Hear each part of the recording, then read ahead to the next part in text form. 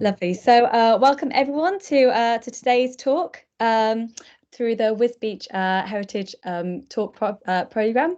Again, this is being recorded, so if everyone could keep their microphones off as well to make sure that we don't get feedback, that'd be great. Any Q&As can go in the chat, and we'll answer as many as we have time for. These talks are funded by the National Lottery Heritage Fund and delivered through the Fenland District Council's Wisbech High Street project. I'm just going to pop their website in the chat. They've got some brilliant content on there, and you can find links to all future and past events in there as well. And if you want to rewatch any this talk or any of the other talks, there's a link to the YouTube channel in the chat as well. So I'll just introduce Karen and Charlie Slade. Karen's here more to sort of help discuss and act as a host, and Charlie is the main talker here today. So Charlie's worked as a building conservator on historic buildings for over 25 years, and he's restored a range of properties from church buildings and cottages to the British Museum, Highcliffe Castle and Hampton Court Palace. And his speciality is brickwork and historic brickwork. So that's what the focus is going to be today. And again, it's going to be kept very localised and really sort of focused on Wisbech as well. So in that case, Karen and Charlie, I'll let you take over. Thank you very much, Pip. I'm just going to open my share tray, and I'm going to choose. I want the one that says screen. There we go. Hi. And then I'm going to minimise that, and then I'm going to open our first picture, and then make that widescreen. There you go. Great. Right, I feel I'm on now. That's all working great. Thank you. Thank you. Hi, good evening. We've joined you having spent a little bit of time in Wisbech. We're invited to look at the Georgian brickwork in Wisbech, and I must confess I didn't actually do a lot of the looking. No, I didn't do much looking. Found a really good charity shop, but Charlie had a really good time looking at all the brickwork in detail, and then reported back to me, didn't you?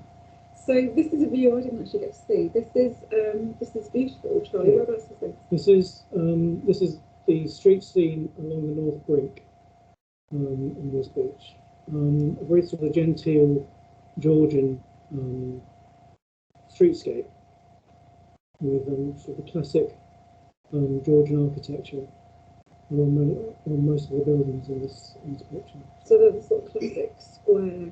Very square building, and they've got like a roof that ducks down behind them, doesn't it? So the chimneys come up, and then the roof seems to disappear. It doesn't come to the edge of the building. It disappears behind a parapet, a very low parapet in the front of the house, above a fairly shallow sort of cornice.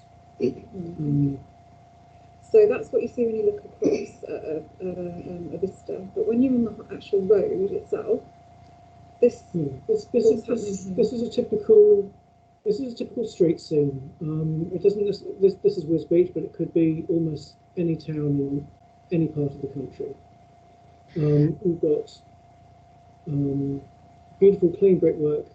We've got a plinth, but everything below the plinth, the bricks are starting to deteriorate. Sorry, Charlie, could you just move a little bit closer to your microphone? We're just having a little trouble hearing you over the background noise. How's that? Is that a bit easier? Yeah, that's better. Yeah, thank you. Thank you. There you go. So I can see patches that have been repaired. Yeah, we've got cement patches there. The bricks have started to deteriorate, and cement has been used to mortar repair and repoint. And there's a flaunch, I think, over possible damp-proof course. Okay. So to start off our talk then, we're going to look at some of the typical, this is sort of typical of what you'd see on the street, isn't it? A modern British street. Yeah. So we're going to look at a range of different issues that bricks and brick properties end up with as a result of age and various other processes. So if we look a little bit closer at this one, these little patches here, we've got hollows here, and then bits of cement stuck on the top. So it doesn't look very attractive. Is it causing problems, do you think, for the building that this has been going on? Structurally, this building is still fine. What's happening is it's a combination of a reaction to water, moisture, and the associated salts. So you've got moisture being whipped up through rising damp into the brickworks, which is saturating these bricks. There's a possibility that it's pulling up natural soluble salts from below the ground, but this is more likely to be the effect of winter salt treatment on the road, and because the salt dissolves in the water, it enters the surface of the bricks. It starts to recrystallize as it dries out, and that expansion causes the brick surface to decay quite quickly. So that's why they look a bit scabby. Yeah, that's why these are starting to look a bit scabby. Yeah. Okay. So if we move on then, this is a typical brick treatment or damp-proof treatment, isn't it? Yeah, this is something that you see and you find everywhere. It's a treatment for typically you'll find it in long rows of terraced houses. So these little tiny plugs. Yeah. This is a modern sort of 21st century treatment for usually cavity walls, where you have a gap between the inner skin and the outer skin of the wall. But this building, I think most of you know this as the Angles Theatre, which dates originally to sort of 1790, with these Flemish bond bricks, which strongly suggest that this is a solid wall, so there is no cavity to fill. And these chaps have just drilled holes into solid bricks and just pumped the hole full of whatever it is they're using. It's not actually doing very much at all. You can see that the damp is still continuing in the brick course above it. Yeah, so that's all scaling. Yeah. So it's an inappropriate treatment for solid wall construction. There's a lot of those about. Right. Okay. So that is one of the few "don't do this at home" pictures Yeah. we've got, isn't it? Right. Okay. But this is what you see on the street of Wisbech, isn't it? This is much more typical. So we've got the salt damage moving from the plinth. It's starting to erode a metre and a half, going up to 2 metres up the wall, which is way beyond the distance that rising damp will travel. And looking at some of these joints are still original. They're still lime joints. So this is lime mortar in the joints, which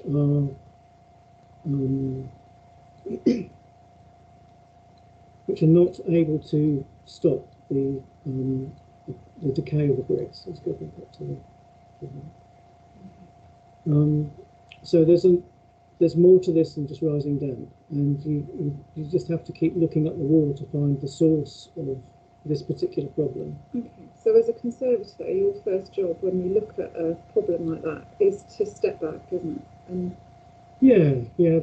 So this is the same wall, but this is from the other side of the road. Yeah. Before you can suggest options for repair, you've got to understand what you're looking at, and you've got to understand and investigate where the problem started. And quite often that can be quite a complex series of situations that combine to create a particular problem. Okay. So looking all the way up to the very top of the building. Yeah, you can see this pale line running up the building to the height of up to the gutter. Yeah. And that's where the problem starts. The gutter. I mean, my visit to Wisbech, this is very much a sort of tourist flyby of conservation problems. So there may well be more than one cause for many of these issues. I can only report on the ones that I see at the time. So we've got a leaking gutter. And then you've got this at the bottom, which is another Yeah. text there, isn't it? That's at the foot of the thing. So do you want to go back? Yeah, let's go back. Sorry. So we've got a leaking gutter with the rainwater that's been collected from the roof, not actually being focused onto the downpipe. It's leaving the building. Yeah, and when it rains, the walls get wet, and you have rainwater running down the walls anyway.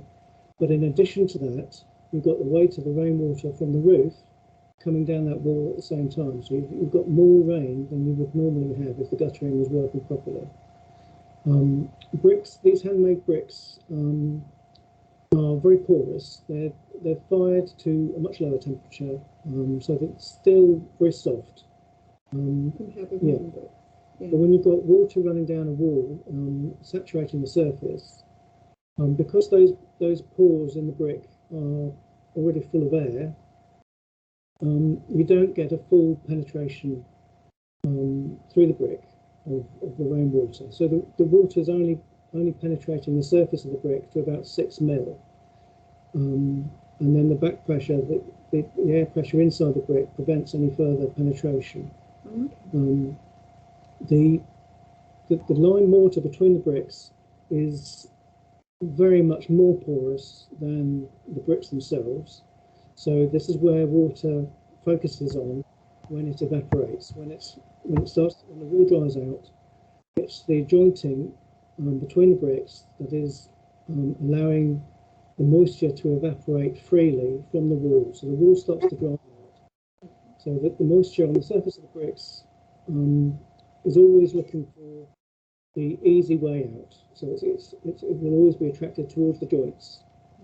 So in this instance, yes, there's a continual. There's a long. Okay, isn't it? Yes, this is all right, but you can see the salt starting to build up on the faces of the bricks up by the where you're looking now. Yeah. So this is where the water is regularly starting to evaporate from the surface of the bricks, and it leaves this white, fuzzy collection of salts on the surface. So that's a big clue then that something's not happy when you get this white efflorescence, and also when you the other major clue is as the bricks erode, because you've got the expansion of the salt crystals in the surface of the bricks. As the water evaporates, those crystals start to expand, and the pressure will blow the surface of the brick off. So you end up with these little chips, and a line of dust. Quite often you have this line of dust along the bottom of the wall, which you can see there. Where the body of the brick is starting to break down, and that will continue until the water problem is solved. Right. Okay. So looking down at the foot of the wall, you can get a clue as to what's happening. Right. Okay. So this isn't where someone's gone along and chipped it. This is literally the brick is exploding. Yes, it's the fire spin, isn't it? Yes, it's losing the surface of the brick. Okay. This is an extreme example. This is it's an unlisted Victorian building. Architecturally, it's lovely. It's very cute. It is your public toilets, with a lovely use of decorative use of red and yellow bricks, and the carved stone keys in the window heads there. But you can see the gutter is completely missing from the front of it. Sorry, apologies, Charlie. Can you just try coming close to your microphone again? We're just having a few people who are having trouble hearing it. There seems to be a lot of background noise. Okay, I will try shouting. I'm sorry if I'm mumbling too much, but I don't. Yeah. We can hear it. We can hear it, but it's all totally muffled. There is no eligible or words we can hear. It sounds as though you've got a mask on. Okay. Oh. Okay. We've not had that before. I don't know what to do. Is the microphone attached to the computer, or is it standalone? It's just on the camera. So we've always just used the one on the camera. So if I all I did before was, let me just check my meeting thing. Let me just check the microphone. All I've got here is the options for mute. Let me just see if something else. If you click on the 3 dots, Yeah. and then there's a little cog that says device settings. Yeah, Shows show device settings. If you click on that, so where it says speaker, speakers, yeah, you could try turning yours up, or sorry, the microphone. You could try seeing if you have a different microphone that you could switch to. I've got this microphone. I've just got to figure out how to plug it in. Hang on. Let's see if we can put that one in too. I need a bit of light. Let's see whether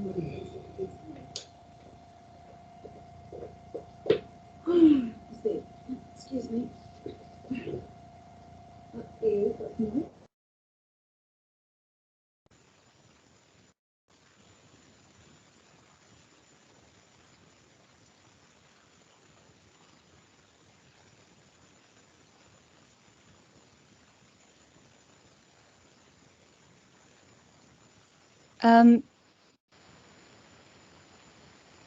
We can just hear static on that one. We can't actually hear your voices talking.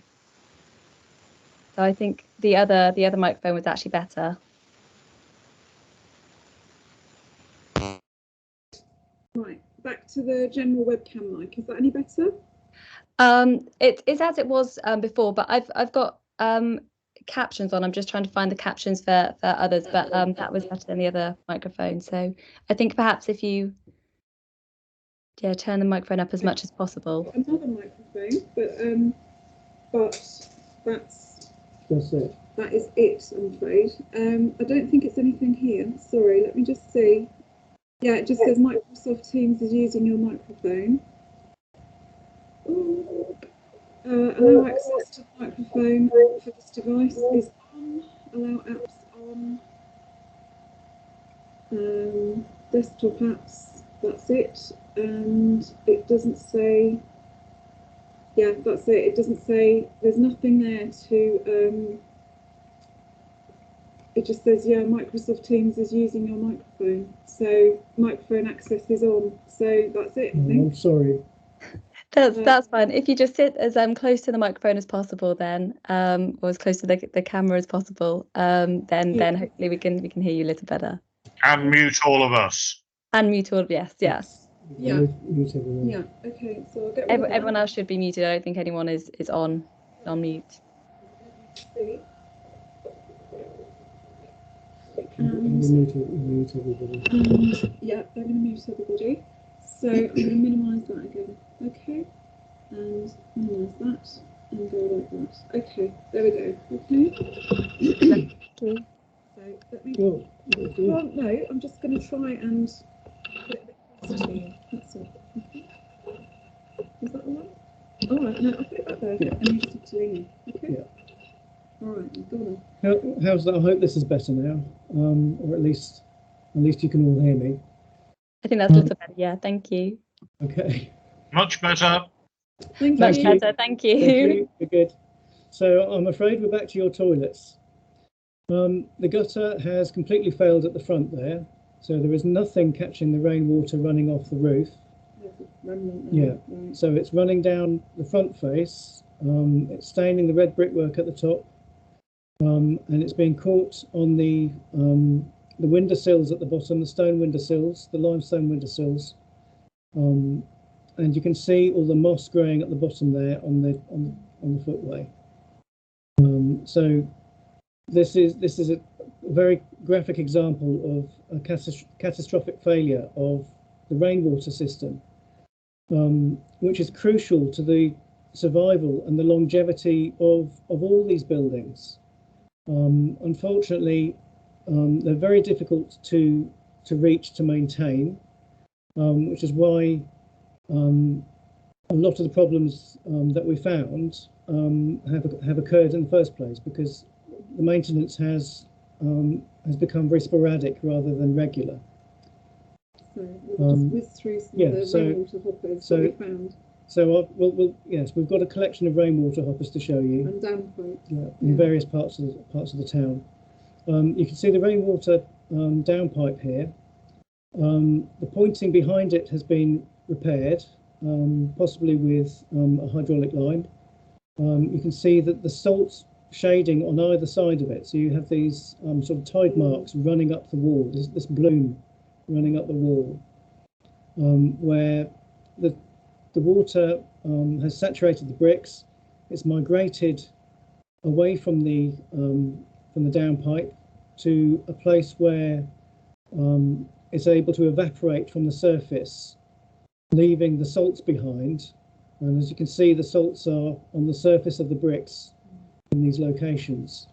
Without that gutter being repaired and cleaned and that blockage removed, that will continue and accelerate the decay of the brickwork. Okay, so another rainwater harbour here, but also something else that's going on at the top. Yeah, this again is a maintenance issue. This is the top of the same building, but you can see the coping stones at the top. The joints between them are empty to the point where the rainwater has been running between them, and you've got algal growth, which is a good indicator of just how damp and saturated the brickwork is in that place. But because these coping stones are over the top of the wall, the water is actually penetrating the fabric of that parapet, the parapet wall. But if you look to the left-hand window, where the rainwater pipe is with the gutter, the outlet is on the same level as the window head. So those voussoirs there, you have a lead box gutter behind there, which it looks like it's leaking, because if you look underneath the voussoirs, you have the white painted window frame, which appears to be starting to show signs of decay. And certainly on the right hand side window, you can see the paint flaking. So there's damp issues starting to affect the top half of this building, which and rainwater will only work its way down. So it's the beginning of a much larger problem. And the same here. We have another rainwater pipe with a hopper, but this hopper has got two pipes emptying into it. So, and the size of the hopper would suggest that this hopper is being overwhelmed by the volume of water entering it.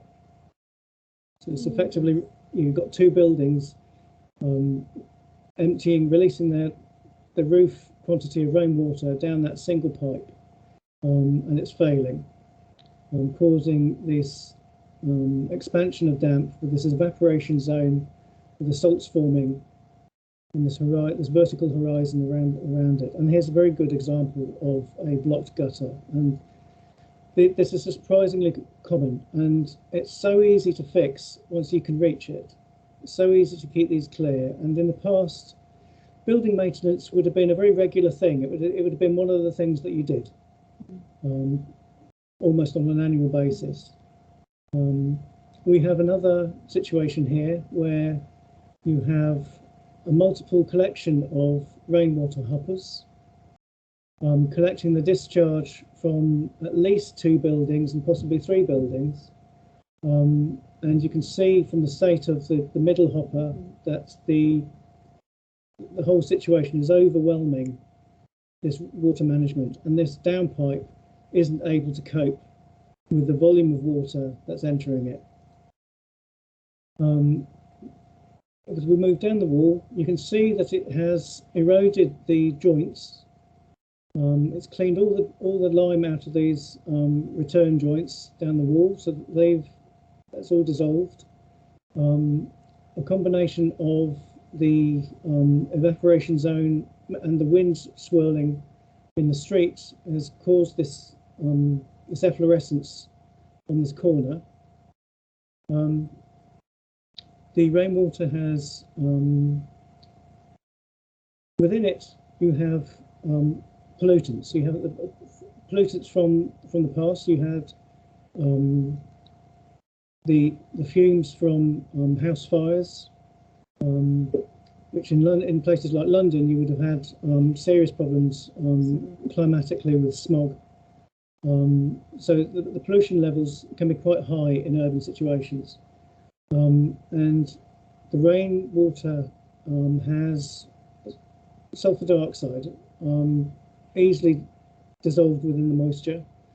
So you have a mild sulfuric acid running down these walls. When it meets the limestone, it dissolves the limestone, and you end up with something called calcium sulfate, which then continues to run down the walls and contributes to the erosion to the surface of the bricks, and you'll start to erode the limestone features as well. This is a close-up of efflorescence. So this is salts that are evaporating as the water is evaporating from the surface of the bricks, and the salts are being left behind on the surface. You're getting click happy now, aren't you? Yeah. It's not clear why the salts are collecting at this point. There may well be other issues contributing to this efflorescent zone, this evaporation zone on the wall. But a lot of the salts are being collected and within the lime mortar. So the joints are a collection place for salts and a release place for moisture. So what we've got here then is this isn't an open brick property. You can't see the bricks here because they've been painted, haven't they? This is render. Oh, it's render. This is painted render. Okay. So got a lovely plant, got a lovely buddleia growing on the top of the yeah, so once again we've got rainwater not able to leave the roof space. There's a good chance that the gutters are not functioning particularly well. So the moisture is getting into the bricks. The bricks are, as we've said, are porous. The joints are very porous, and it's not being released through the render. And the render and the bricks will behave differently to each other. So you have a difference in response to thermal expansion and contraction, and to movement. So that's exactly what's happening here, isn't it? Yeah. Yeah. So we've got painted surface here, where water is being trapped behind a weatherproof paint surface, and the sheer hydraulic pressure is forcing the paint to separate from the bricks, and it's an indicator that we've got moisture trapped within the fabric of these buildings. It's got to be. So here, this is another example of one of these roofs with this parapet over the front of it. But the difference is that this parapet has got, it's not brick like this. This has had more render put on it. But the whole building itself has got this dark. It's damp. When bricks are damp, then the surface is wet, so it becomes sticky, and these airborne pollutants stick to the surface. So you get soot particles discolouring the surface of the bricks. You get the sulfuric acid, the calcium sulfate, which is a water clear. It's basically gypsum. It's a water clear material, but the soot gets stuck to that. So quite often where you've got sulfation problems on a building, they look black or pencil grey. So we've got an example here of lime mortar doing exactly what it's supposed to do.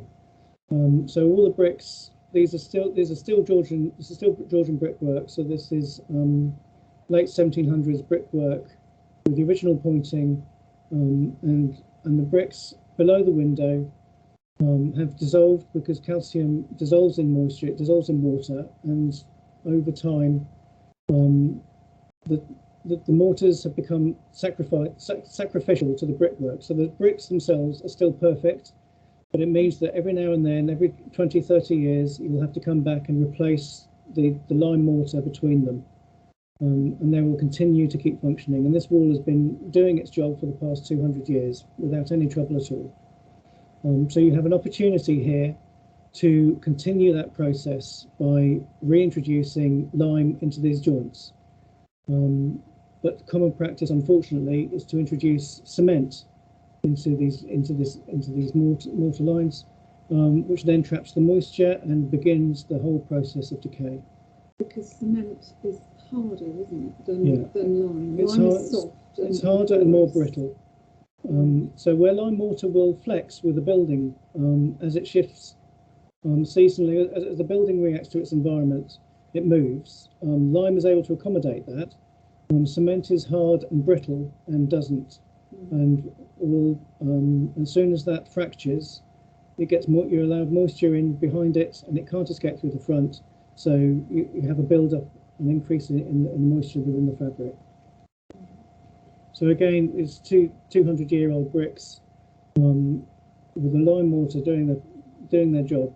But these bricks are beautiful. You can see the mottling and the patterning on the bricks, which are all part of the production process. So this isn't deterioration. There's nothing wrong with these bricks. These are perfectly good, and these are as they would have come out of the kiln. Beautiful. And they were fired. Beautiful. And then you've got there's some like not messages, but there's information here if you know what to look at about the actual process themselves, because these are handmade bricks, aren't they? These are handmade bricks, and they retain the story of their creation, and these lines are part of that. It's from a process called squinching, and it's where a freshly made brick is placed carefully on a row of bricks below, and there's a little bit of softness there, creating these lines. So now we're talking about bricks. We'll take you through the process very quickly. This is a place in Suffolk. We've got the clay pit at the back where the clay is still being extracted for the making of handmade bricks. The clay is then piled in these large heaps where they're left over winter to season, to start to frost, and the frost starts to break them down. They're then mixed with other materials. They're blended with other materials to produce the clay body that the bricks will be made from. So this is a place that we visited, isn't it? This is actually Bulmer Bricks. This is Bulmer Bricks, yeah, in Suffolk. In Suffolk, not far from London, in Suffolk. Yeah. So we've got I don't think we can see the video, sorry. No, it's not a video. No, we're not there yet. Not there yet. Nearly there, not there. So here we've had piles of the blended brick clay being deposited into the workshop. From there, it's then removed and loaded onto the tables. And the thing I love about this process is the use of the language. This material that he's depositing are called clots, which is an Anglo-Saxon word, and they are then moulded on the bench to create these what's known as warp, which comes from the Anglo-Saxon word to throw, which is how the clay is introduced into the brick moulds. So these are moulds here, aren't they? Yeah, these are shaped bricks. Yeah, here. these are Victorian replacements. And then we've got our video. So this is a short video that we were allowed to take showing the handmade brick process. So this is how those Georgian bricks that you've been looking at in Wisbech, this is how they would have.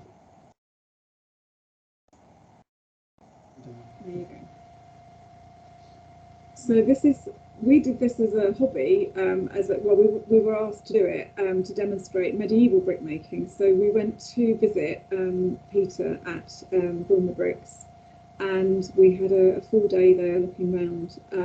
But these people do it for a living. These people aren't just demonstrating it twice a time. These are people who do this every day. And these bricks end up at places like Hampton Court Palace, don't they? Yeah. But you can see how quickly he's turning these bricks out. It's a very quick process.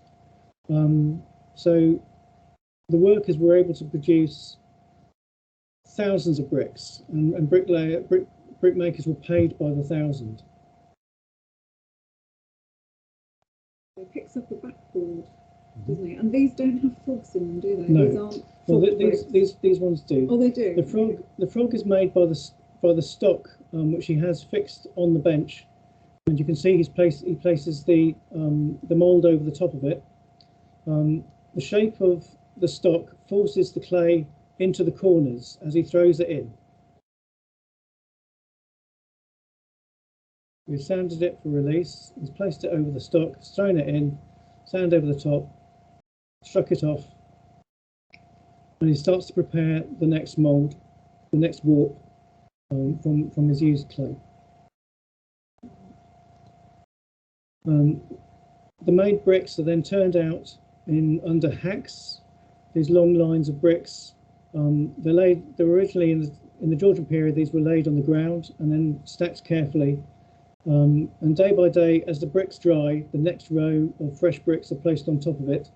And as they dry, they are opened up so that the air is able to flow freely between them. And the angle that the bricks are placed at is called squinching. This process of angling the bricks is known as squinching. And this is what causes some of the marks that you find in your brickwork. This is an example of the kiln, one of the old kilns at Bulmer, a square kiln that was used in the early to mid 20th century for firing these handmade bricks. The roof was put on during the war so that the Germans weren't able to use Bulmer brickworks as a guide to London. Here's the inside of a kiln, of their modern kiln, which is round, hence the peculiar shape. But by modern, it was built during the war, wasn't it? Yeah. So modern means it was actually built in the 1940s. They're using fired bricks to create the flues around the walls of the kiln, so that they then stack the green bricks, the fresh bricks, in the middle, and these fired bricks are used to guide the flow of the air and the flame around these during the firing process. So here is Peter Minter, who owns Bulmer Brickworks, taking his time to talk to us about the kiln and the firing process. And here's the finished product. These are the bricks coming out of the kiln, ready for distribution around the country.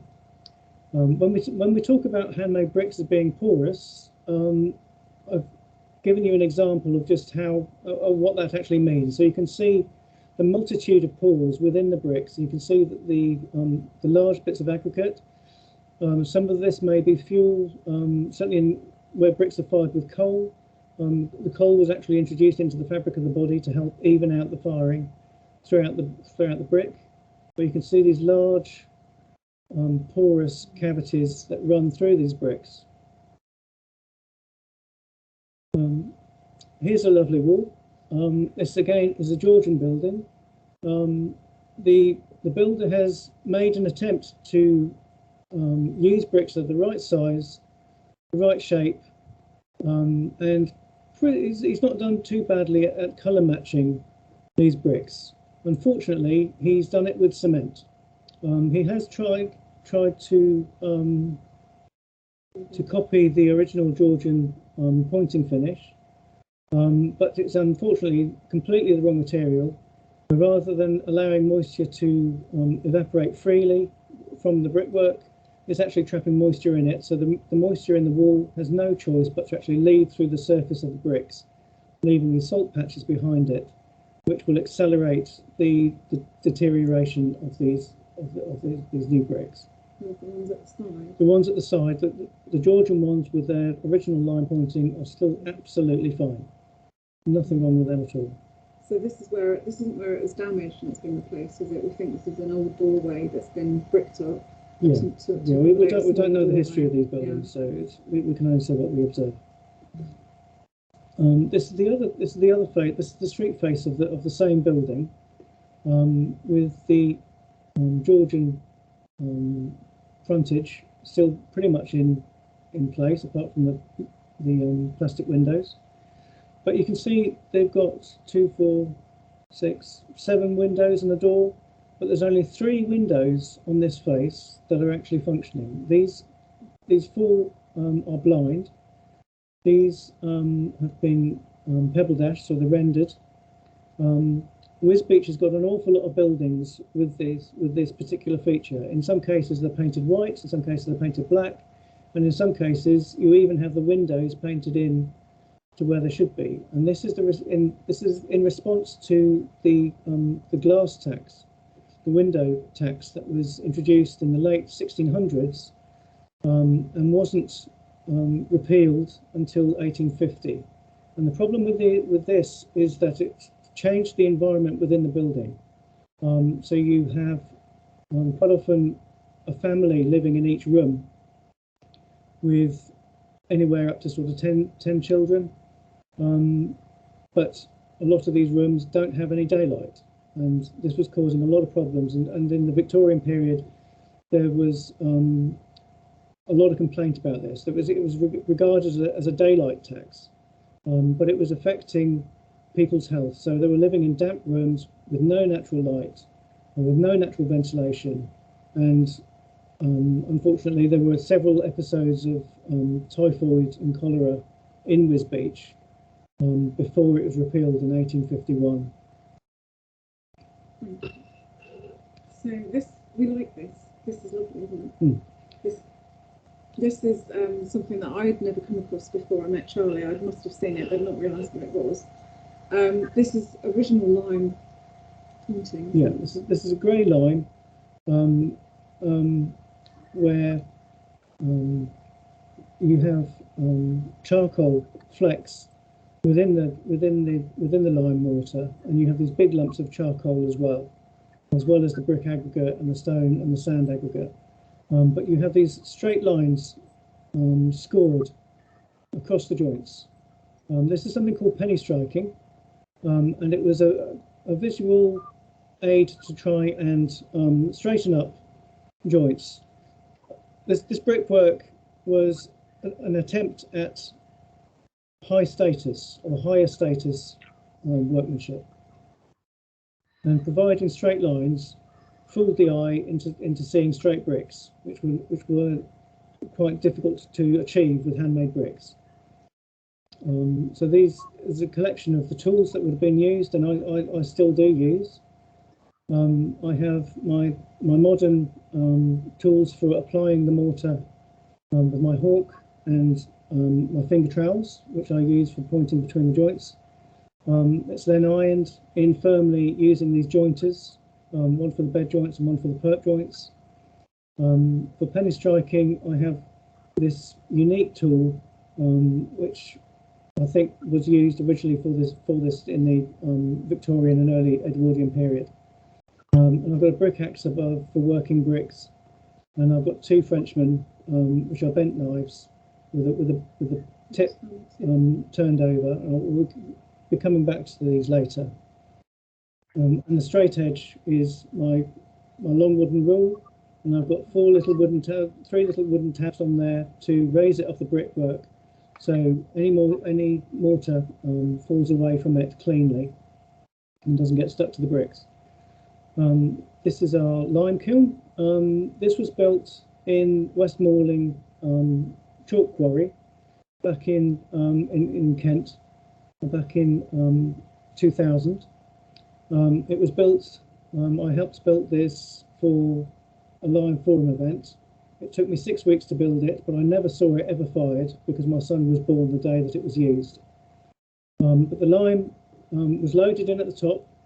It would have been cart loads dropped into the open top, and that would have then been followed by cart loads of timber, and then another load of lime, and then timber and lime and timber, until the whole thing is full, and then you light a fire at the bottom and burn the whole lot through, and then you rake out your lime from the bottom, and that is how the charcoal flakes end up being part of the mortar, because you can't separate them out.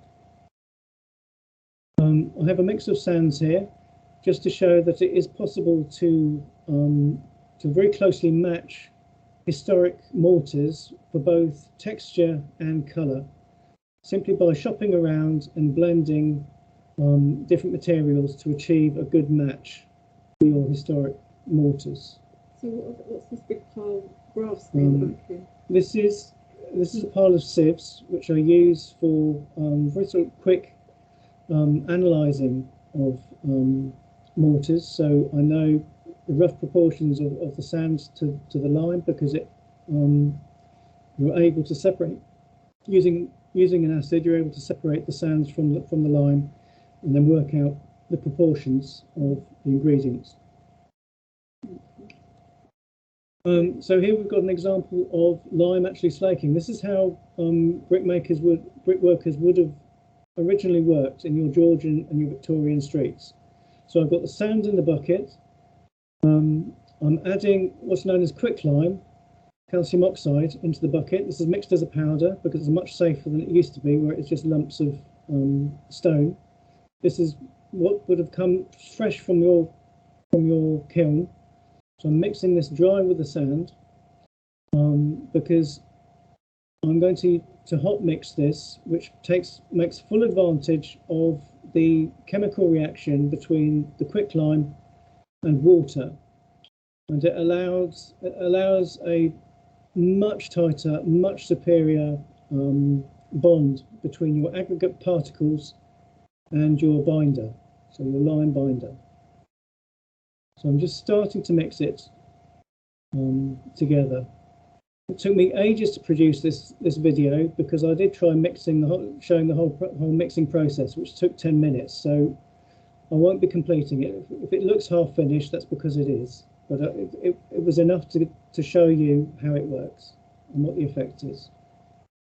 So we've got the reaction between the quicklime and the water, and it can be quite a violent reaction. So we're generating a lot of steam, and the temperature in this mortar is reaching easily, starting to reach about 100 degrees, maybe slightly more than that. The amount of water can help to control the temperature as you're adding it. So this steam, this is heat. Yeah. This is coming from the lime itself. Yes. Yeah. It's the reaction between the water and the quicklime, the calcium oxide. Okay. So this has come because when this was burned in the kiln. Yeah. The limestone. When the limestone was burned, it gave off the water. heat. Yes, it released water quite quickly, but as the temperatures reached about 900 degrees in the kiln, you break down the chemistry of your rock. So it releases carbon dioxide into the atmosphere, and you end up with this material, quicklime, calcium oxide, which, as you can see, is quite unstable. Because it's looking to react with water. It needs to react with water to create calcium hydroxide, which is what mortar is. A fresh mortar is calcium hydroxide. So is this something that has to be done straight away on site? Do you have to do this immediately when you get there, or can you do this a couple of days before? Yes, you can do this on site. Yeah. And in repair works where you're using small amounts, there are illustrations and paintings where this is being mixed up next to the work site. But quite often when you're using large on a building project, this would have been prepared beforehand. And then stored, and the longer it is stored, and the more mature the lime can be, the better the material. So unlike cement, where you mix cement and you've only got so long to use it, this provided you can keep air away from this, it will last indefinitely, and you could use it in the next year. Okay. So this is all mixed up then? This is just to give you an example of what a lime mortar should look like. So this is the freshly mixed hot lime. You can see it's got a very plastic sort of texture to it. It's got a bit of a sheen. It's actually quite stiff. If you're used to using cement, you won't get that. You won't get anything as sticky as that. It's like working with plasticine. looks quite fat. Yeah, it's a luscious flat thing. So because it is so sticky, you're able to place it very neatly within the joints. And you can take your time. This material is very similar to the plaster that was sculpted onto the Georgian ceilings by the plasterers. You can hand mould this. And you can see how sticky it is to the tools. So I should be able to get that into the joint without contacting the brickwork. So the work should be very clean. And you can see how sticky it is. I'm glad you did that. Yeah. It's lovely, lovely stuff to work with. I'm amazed that it keeps so long, that it doesn't go off unless it's exposed to the air. Yeah. So this is back to your historic brickwork. So we've talked about the bricks. These are handmade bricks. The aim was to try and mimic high status brickwork, which was created by oversized bricks, which were then cut down with saws to very precise dimensions, and then laid with very, very tight, very precise, clean lime joints. You'll never achieve that with handmade bricks. So the mortar has been laid, and when worked up to the surface of the bricks, the mortar, in this case, has been colorized to try and reduce the color difference between all the bricks together. So you're aiming for a uniform color on your wall, and then you have this clean, what would originally have been a crisp white line of mortar placed directly on top of it, because your first mortar ideally blanks out your joints, so you can then place them wherever you like with this nice clear tuck pointing. A very good example of your tuck pointing here. You can see the wide joints between the brickwork. You can see a line struck very neatly through the joints, and then this clean white tuck is placed directly over the top. So it straightens up your wall, and visually it will start to look crisp and very, very sort of high status, very well laid brick. This was interesting. This is the remnants of Georgian tuck on Georgian mortar, and there's this staining over the tuck lines. And if you can see it more closely there. This is the remains of a colour wash which was applied to the bricks. You can see that they're using this grey lime mortar, and they're striking this fine line into it, which was a lovely guide to the tuck pointer and something to key his tuck into. But before that, the whole wall is colour washed. So where you have this vast variety of colour that you can see in front of you, this would all have been uniform. And we have evidence of it adjacent on the wall adjacent to it. You can see the colour wash on the joints here. And the colour wash was made by mixing earth pigments diluted in water and added to a copperas, which was a mordant that was used by the textile industry for adhering dye colours to textiles. It was an iron sulfate, which helped the dye, the pigments to stick to the brickwork. You can see again, this mortar has been used to make up the difference in quality of brickwork. So you've got a Georgian mortar repair here, which is still perfect across the brickwork, because you've effectively rubbed out any visual evidence of your joints. You can actually put the joints back in with the tuck where they should be, and quite often that involves going over the face of the bricks. You can see evidence here where the tuck lines there's evidence here that the tuck line would have been passed straight up over the face of the brick, ignoring the joints. So it would have originally looked like very crisp, very tight gauged brickwork, very high status brickwork. In this case, it's red, isn't it? And then you've got a yellow colour wash, which has been used here on these Cambridgeshire Marm bricks. You've got the penny striking again, so you've got the jointing through the mortar. But if you look closely, you'll see that the colour wash is still adhered to the surface of both the bricks and the pointing. And the same here, you can start to see the effect of the remnants of this colour wash. And this area of tuck pointing, because it's at basement level and below the street level, it's been very well protected from the elements. So it's almost perfect. You can still you get a very clear impression of what tuck pointing would have looked like and the visual impact this would have had at street level. And all these bricks would have been a uniform colour, and these joints would have looked so tight and so crisp. We have evidence here of tuck pointing, Georgian tuck pointing. So again, this would have been colour washed.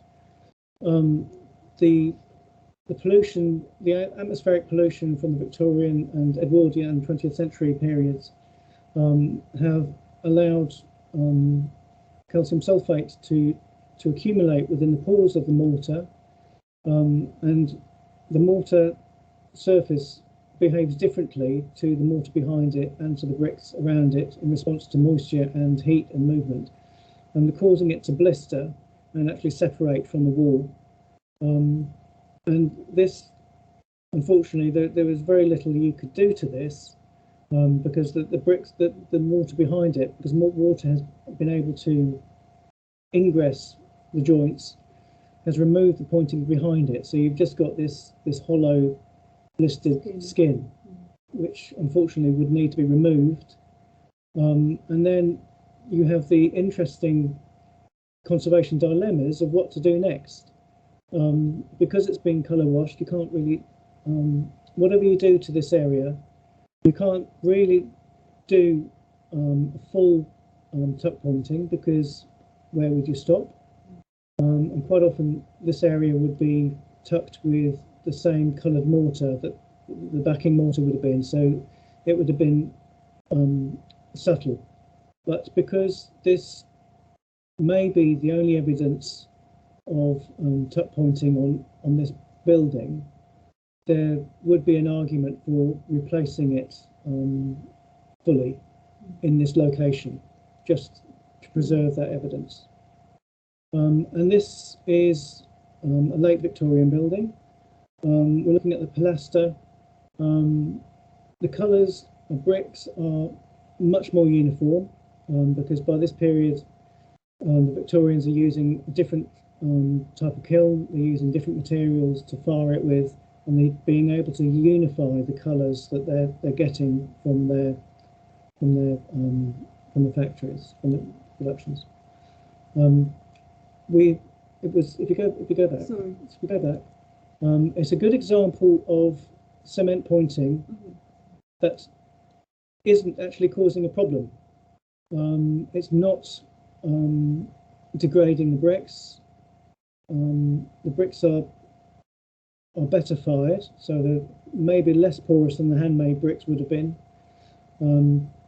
So where you don't have, where cement is not causing any problems, there isn't any real need to remove it, particularly in situations where the risk of removing it, there is a high risk of damaging the bricks. So it's best to leave it than risk unacceptable and unnecessary damage to the fabric. This is a lovely wall in Love Lane. There has been some structural movement, which has been exacerbated by the end of this cast iron handrail, which is starting to corrode within the face of the brickwork. So the bricks are damp. The damp is expanding the rust, and wrought iron like this can expand maybe 10 times its original dimensions. So it can start to jack the brickwork apart.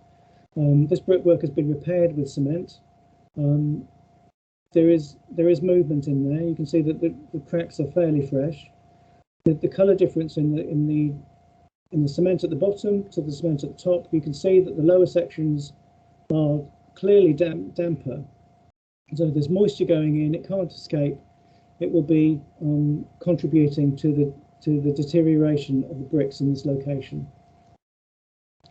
And this is an example of the same wall, showing what a brick wall that is 200-300 years old can look like. The majority of these joints are lime, of the original lime.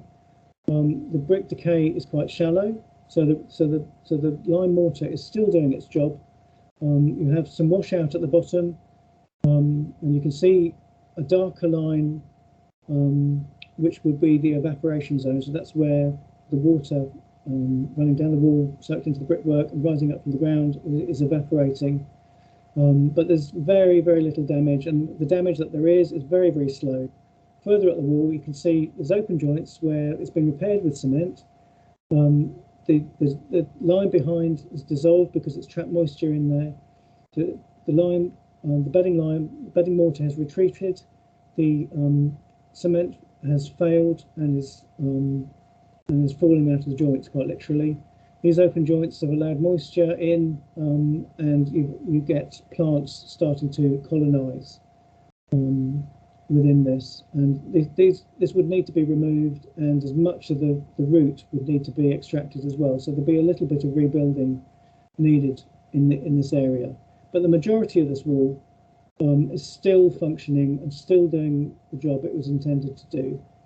And there is evidence in this wall of historic maintenance. So the repair work has been a historic thing, and it was part of the life of this structure.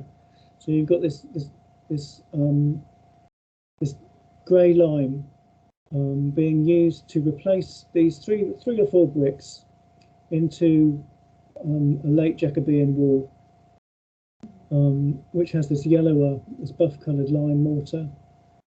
So that helps us to date and the work. But you can see the bricks are a different size to the bricks that are adjacent to them. So that this is clearly a repair, but they've used lime to do it. So it's harmonious with the rest of the wall. It's like an ecosystem, isn't it? So where you do have open joints, you do need to have, and you do need to repoint. You don't need to do the whole wall. It doesn't have to be 100%. It's just the areas that are showing signs of loss and decay. This is an example of brick replacement. And the colours, brick replacement is very, very tricky. You ideally want to try and match closely the colour of the brick, the size of the brick, and the texture of the brick. And achieving all three of those can be very, very challenging, particularly as many of the brickworks that produce the original bricks no longer exist. So you have to go further afield. The clays from different parts of the country produce bricks with different colours, and it's very difficult to match them correctly. And this is not a bad attempt. Unfortunately, they've been placed in with cement. So although they've solved one problem, they will have put it somewhere else. And this is a lovely, lovely example. This is your Peckover house, the National Trust, and I thought the National Trust is a very, very good place to look for very good examples of conservation work. So you have minimal repointing to this wall. The mortar will be very closely matched to the colour of the original lime. The colour difference is possibly the difference between bricks that have been historically colour washed and new brick replacements. But you can see the work is very clean, it's very crisp. The joint sizes are consistent with the original work. And they've only replaced and repointed what needed to be done and no more. And finally, this is a shot of the typical houses of the late Victorian period in not just Wisbech, but any part of the country.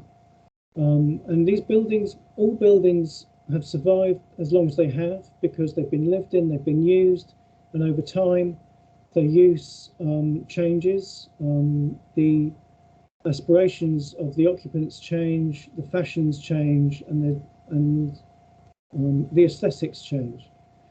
And these buildings here have various finishes, various cement renders to them, and the stone finishes, all of which will change the way that the building responds to the environment and moisture management as well. So it was just an interesting, the issues that you get with brick conservation are ongoing, and the challenges of preserving these buildings in the future, the longevity of the use of these buildings in the future, is something that will need to be met sensitively for as long as these buildings are used.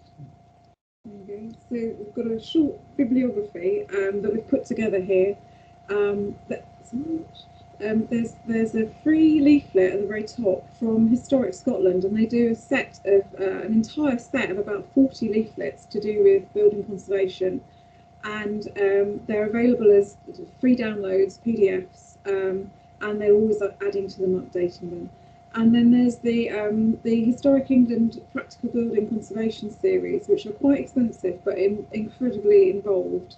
So they do one on earth, brick and terracotta, and they do one on mortars, renders and plasters, and those will give you all the background information that you need. And then one of our favourite people is a gentleman called Gerard Lynch, and he's known as Mr. Brick, and he has been the main researcher of brickwork in this country. So it goes right from the brickwork history, then the history of gauge brickwork, and then the colour washing and penciling of historic English brickwork. And then finally there are just a few local websites that explain a little bit more about this area and the things that were going on in Wisbech. So that's the end of our talk. Thank you. Just going to get rid of that. Well, I hope you could all hear, and I wasn't too muffled. Oh no. Thank you so much. Yeah, no, as soon as you moved close to the microphone, it was fine. Thanks so much for that, and sorry about the technical issues. That was really informative as always, and it's brilliant to see so many local examples, and hopefully people who are local can now kind of see those and have a bit more of a understanding when you're walking around your hometown. And people who aren't local, please do visit. It's an absolutely beautiful town. And lots to see. It was also really great to see the actual bricks being made as well. So David has a question.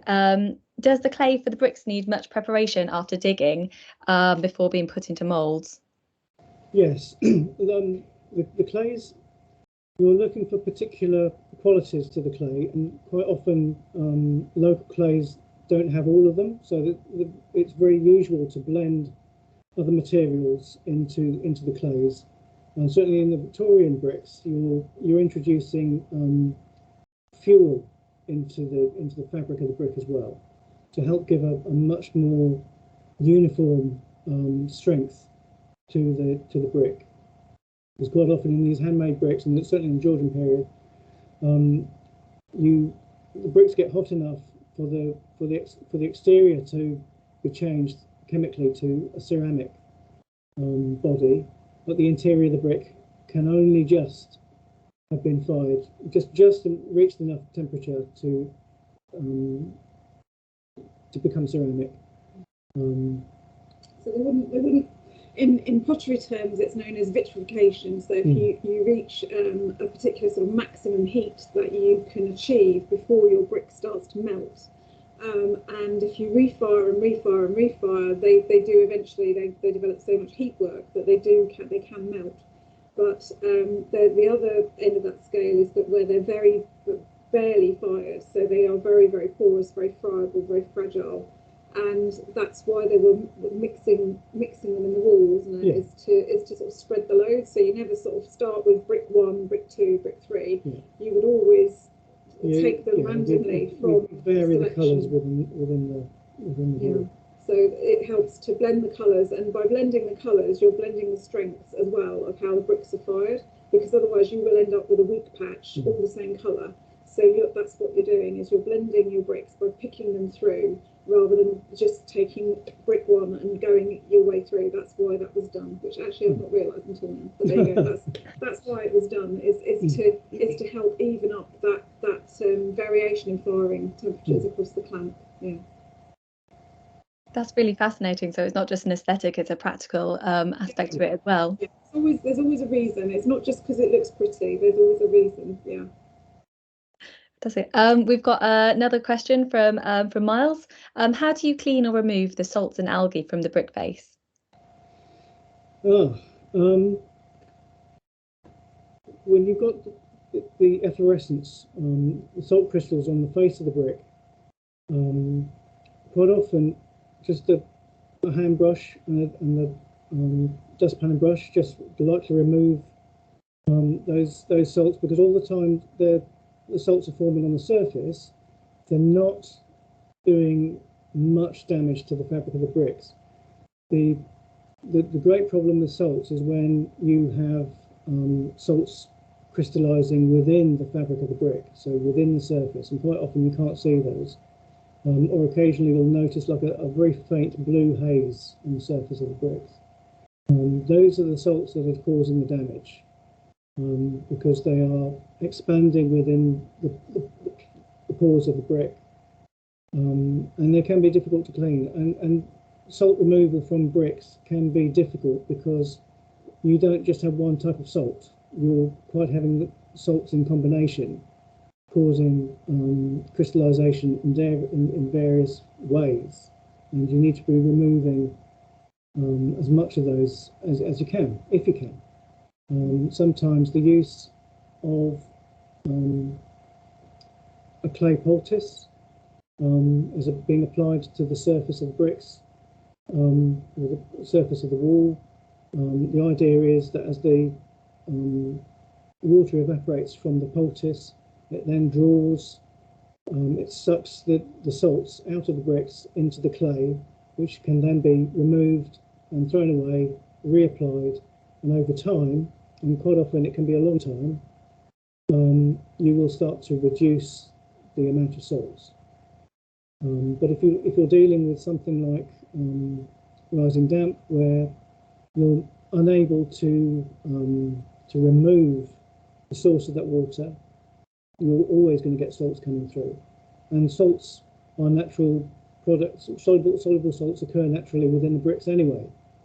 So removing salts is something that needs to be approached in a very considered manner, and needs to be researched and analysed and sampled before anything is done, so that when you do something, it's the right thing.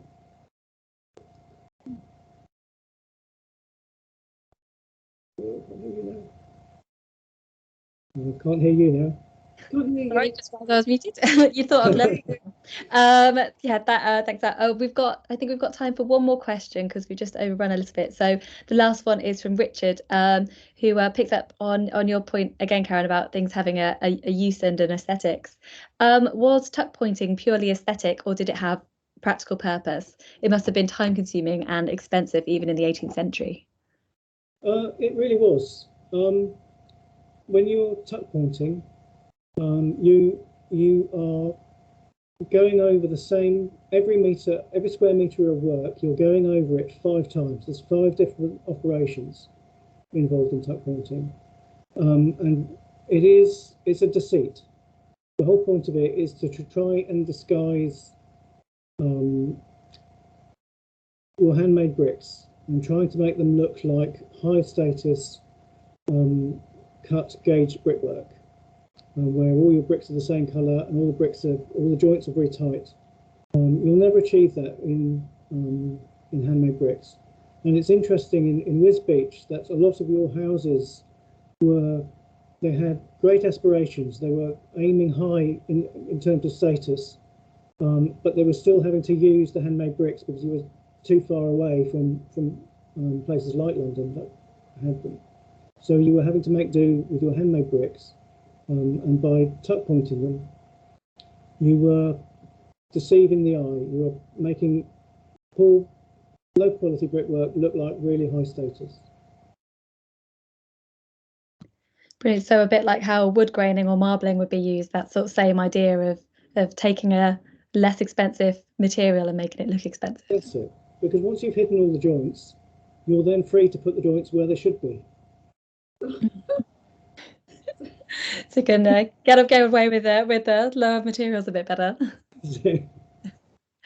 Fantastic. Right, I think we might have to wrap this up now because we've gone over time a little bit, but thank you both of you so much for all the hard work that you've put into this, and I'm sure everyone sort of thoroughly enjoyed that, and now we'll be definitely having a look around Wisbech when we go next. Thank you so much. Thank you for hosting us. Thank you very much. Thank you very much for everyone for coming. Thank Thank you. you. Bye. Bye. Bye bye.